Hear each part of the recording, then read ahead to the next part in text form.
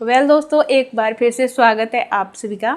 और इस वीडियो में हम आपको बताने वाले हैं, जैसा कि आप सभी जानते हैं कि अनुपमा का जो रेस्टोरेंट था वहाँ पे काफ़ी ज़्यादा पत्थरबाजी हुई, क्योंकि वहाँ पे फूड क्रिटिक्स आए थे और बहुत सारी बवाल हो गए वहाँ पे। अब हुआ ये कि सुपरस्टार शेफ का जो प्राइज़ था वो जिन्होंने भी दिया था कंपटीशन में, वो आकर वो प्राइज़ लेकर गए और ट्रॉफ़ी जो थी वो लेकर गए। और अनुपमा चिल्लाती रही, हाथ जोड़ती रही कि प्लीज़ इसे मत लेकर जाइए, मत लेकर जाइए, लेकिन कोई नहीं माना। यहाँ तक कि अनुपमा के हाथ में खरोंच आ गई और खून निकल गया।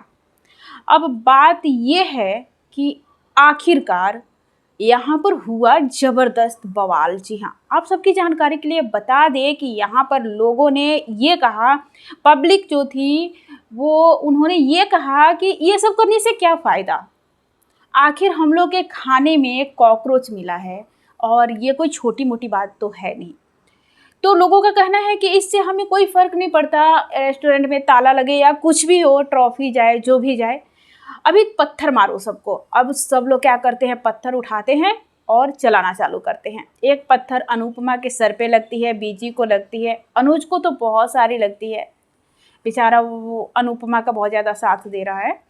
तो यशदीप सर को भी लगती है, बीजी को लगती है, तो सब लोग बीजी को संभालने में लग जाते हैं, यहाँ तक कि अनुपमा भी लग जाती है। लेकिन यशदीप का गुस्सा तो 7वें आसमान पर है अनुपमा को लेकर, क्योंकि यशदीप को तो यही लगता है कि अनुपमा की वजह से ही ये सब कुछ हुआ है। अगर अनुपमा अपनी पर्सनल लाइफ को छोड़कर थोड़ी देर के लिए प्रोफेशनल लाइफ पर ध्यान दी होती, प्रोफेशनल चीज़ों पर ध्यान दी होती, तो इतना बड़ा जो कुछ भी हुआ, नुकसान हुआ, जो कुछ भी घाटा, जो कुछ भी हुआ, ये सब नहीं हुआ होता।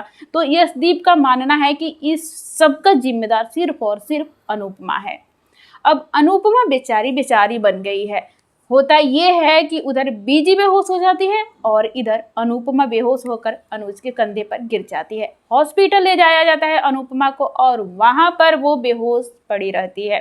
डॉक्टर का कहना है कि चोट लगने की वजह से और थकावट की वजह से ऐसा हुआ है।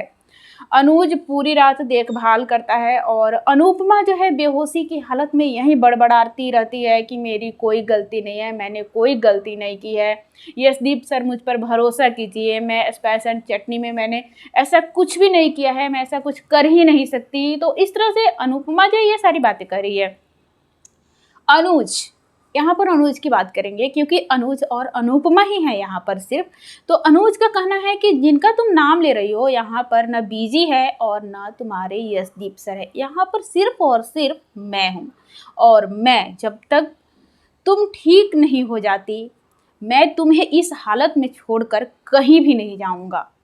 तो इस तरह से अनुज कहता है। अब अनुपमा जो है वो बेहोशी की हालत में उसे नींद लग जाती है और वो सपना देखती है, एक बहुत ही बुरा सपना देखती है। उस सपने में देखती है कि वो दौड़ी दौड़ी यशदीप सर के घर जाती है, जहाँ पर उसे दिखता है कि बीजी जो है वो स्वर्ग सिधार गई हैं, यानी कि उनकी डेथ हो गई है।